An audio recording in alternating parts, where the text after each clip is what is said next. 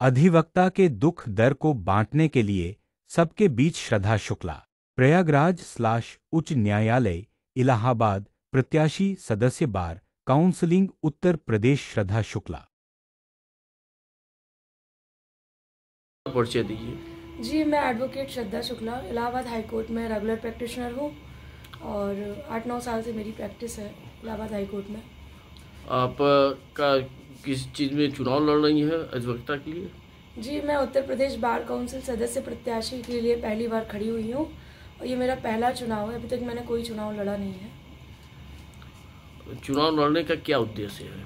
देखिए, उत्तर प्रदेश में इस समय अधिवक्ताओं को बहुत ढेर सारी प्रॉब्लम है।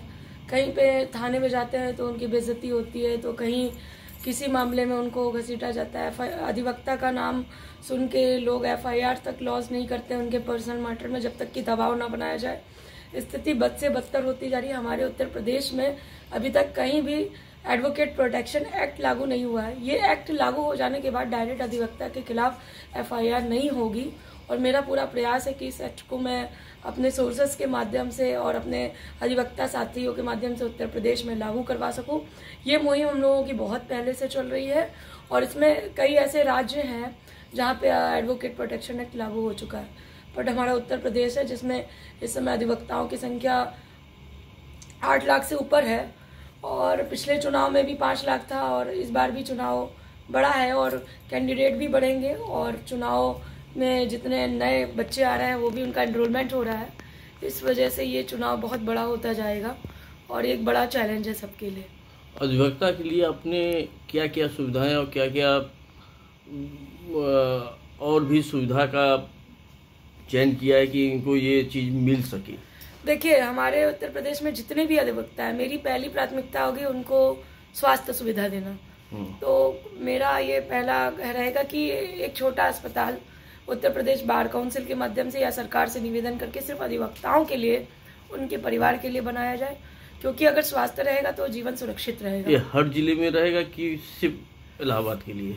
देखिए, हर जिले में तो संभव नहीं है क्योंकि सरकार इतना बड़ा फंड नहीं देगी, पर कुछ सिलेक्टेड जिले हैं जहाँ पे मैं इस मुहिम को लागू करवाऊंगी, जैसे कि अपना लखनऊ है, अपना बनारस है, प्रयागराज है और पश्चिम यूपी के भी कई जिले हैं, गाजियाबाद है। इन सब जिलों में अगर एक अस्पताल की सुविधा हो जाएगी तो बहुत ही आसानी उत्तर प्रदेश के अधिवक्ताओं को हो जाएगी और हमारे लिए भी बहुत अच्छा होगा कि हम ये सुविधा प्रोवाइड करवा सके सरकार के माध्यम से। कुछ ऐसे अधिवक्ता होते हैं कि जो कि सिर्फ जीवन में अपना पढ़ने का जीविका के लिए ही कुछ आश्रय में पैसा कमा पाते हैं और उनके परिवार का पालन पोषण सही तरीके से नहीं हो पाता, उसके लिए क्या?